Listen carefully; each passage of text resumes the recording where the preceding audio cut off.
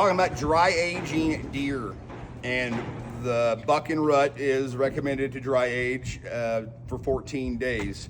This one here, we are running a little bit over on that one. We don't go past 21 days normally, and we're going to show you why here in just a little bit. But the dry aging of deer, what it does is the enzymes in the meat are going to start to break down the meat.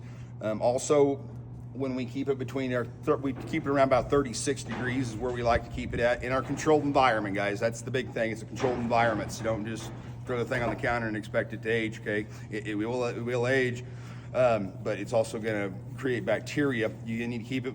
The bacterial growth rate is like temperature range is around 45 to 80, somewhere in there. Okay, so we're going to keep it below that or above that. And granted, you don't want to cook it, so we're going to keep it below that. We're going to keep it around 36 degrees. The humidity in this walk-in cooler that we got, it's in the 80 percentile in that range there.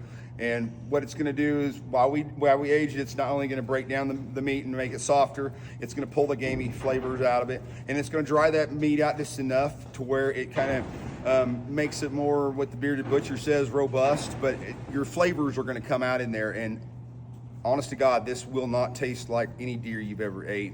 We have a lot of clients that we feed this stuff to, and they argue with us that we're feeding them beef, and it's like, no, you're eating the same deer you shot last year. So anyways, come on in, let's take a look at it.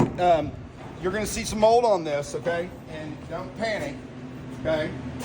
What we're gonna do is we're just gonna peel that off. And it's perfectly fine. We're just gonna peel off a thin layer of it. And in fact, you can probably see, didn't get it sharp enough. It's barely, I mean, you're just peeling off a thin layer of that. There's not much waste at all, guys. I can't even get it thin enough before I get into the good part of the meat. So don't panic. Like I said, we're just gonna peel that off, throw it out so we don't contaminate the rest of our meat, but this stuff's gonna be so soft, you'll be able to push it to the roof of your mouth and it'll break down. And so if you got people without teeth, this is what you want to do for them.